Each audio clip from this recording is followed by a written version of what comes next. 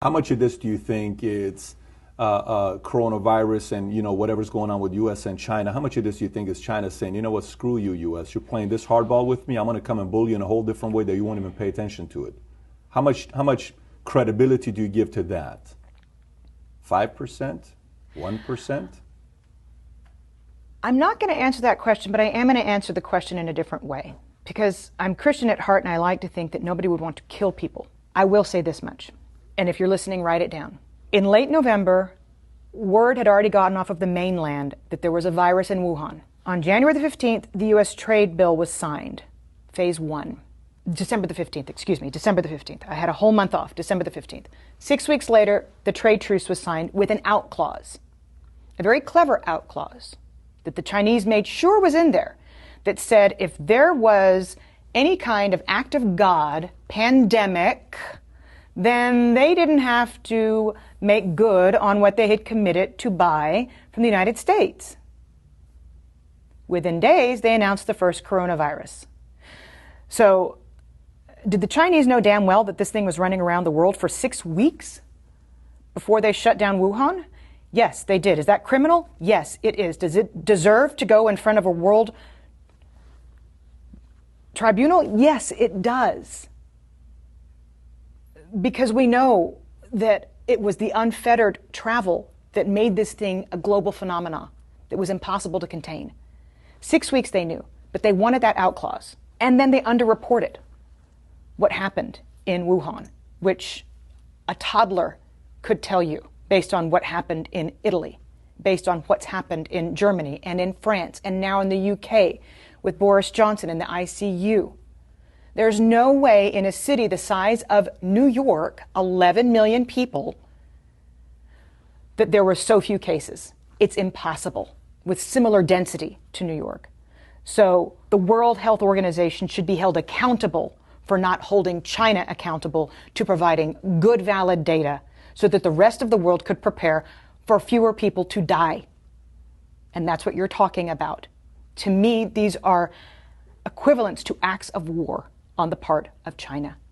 And then, equally, whether you're talking about NPR or Fox News, most major media outlets on both sides of the aisle came out and reassured the United States that it was just the flu. Within 24 hours of South Korea's first case being reported, the United States' first case was reported. And what we did was dither. We sat on it for 6 weeks and tried to reassure the public that nothing was happening.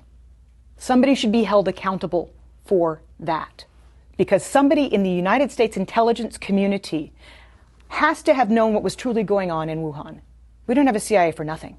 And yet we told Americans for 6 weeks, while South Korea was testing everybody and shutting the country down, that it was just going to be the flu. So there are a lot of responsible bodies right now that have taken us to the point where we're at, inside the country and in China. And they need to be held accountable. So you don't even have to get on the discussion as to whether or not this was a manufactured virus and set upon the world. You don't even have to go that far. If we find that in future investigations, then that needs to be prosecuted. But if we just ascertain what is known and a known hushed up secret that the Chinese knew for 6 weeks about the virus before saying anything on the global stage to get a trade deal signed, somebody needs to look into that. Because countless lives have been lost as a result. The damages are in the tens of trillions of dollars. We're not talking about small here if that's the case. No, we're not. And we're talking about people losing their family members, and we're talking about we're talking about suicides in the future, we're talking about economic hardship. All of this could have been mitigated had China been honest and had the World Health Organization made China accountable. Because at first they said it's not anything to worry about when the WHO first came out and said, we don't need to stop everything. Let me ask you, who do you trust the least? Iran, Russia, or China? China. China's got more economic power. Because of that, or because they don't have a free press and because we can't really know what the hell is going on over there? Well, that's just a kicker, but you don't really know what's going on in Iran either. You had global satellite images in Iran showing mass graves. Iran underreported the same. And you can't tell me that in the cold of winter that Russia has as many cases as it's reporting. But at last check, China's 17% of global GDP. They can throw more money around than anybody else. And you just mentioned two of their allies, by the way. So that's why I asked it the way I did. And the largest contiguous land border on the planet, by the way, between Russia and China.